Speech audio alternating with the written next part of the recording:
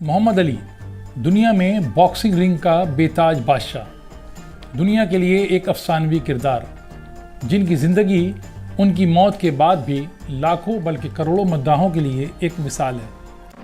محمد علی کی زندگی کے یوں تو لا تعداد واقعات یاد رکھے جاتے ہیں، خواہ وہ حریف کے خلاف مقابلے سے قبل اشتعال انگیز بیانات کے ہوں یا انہیں چت کرنے کے بعد رنگ میں دہاڑنے کے۔ جی ہاں، آج بات کر رہے ہیں عظیم باکسر محمد علی کے عشق رسول کی۔ یہ واقعہ ہے سن 2002 کا، جب محمد علی باکسنگ رنگ سے رخصت ہو چکے تھے، لیکن ان کی شہرت اور مقبولیت جوں کی توں تھی۔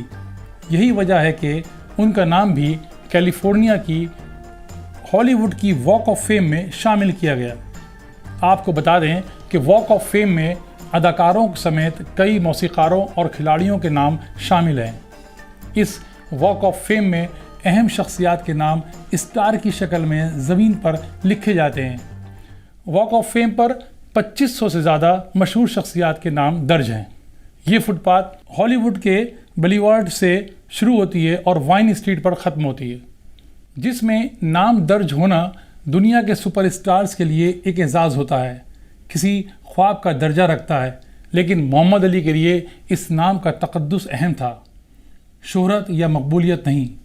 محمد علی نے سب سے پہلی شرط جو رکھی تھی وہ یہ تھی کہ وہ نہیں چاہتے کہ تمام مشہور شخصیات کی طرح ان کا نام اسٹار کی شکل میں زمین پر لکھا جائے، کیونکہ اس میں محمد کا لفظ شامل ہے۔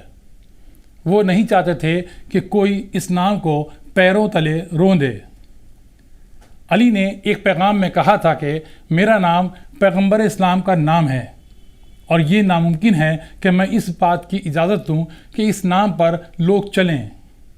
واک آف فیم نے محمد علی کے جذبات کا احترام کیا۔ ان کا نام زمین پہ لکھنے کے بجائے دیوار پر اسٹار کی شکل میں لکھا گیا، یعنی محمد علی وہ واحد شخص ہیں جن کا نام واک آف فیم کے طور پر دیوار پر لکھا گیا۔ دراصل یہ واقعہ محمد علی کی زندگی کے اس پہلو کو اجاگر کرتا ہے کہ عظیم باکسر نے اپنے اصولوں پر کبھی سمجھوتا نہیں کیا۔ تو یہ تھی ایک عظیم باکسر کی زندگی کے ایک پہلو کی کہانی۔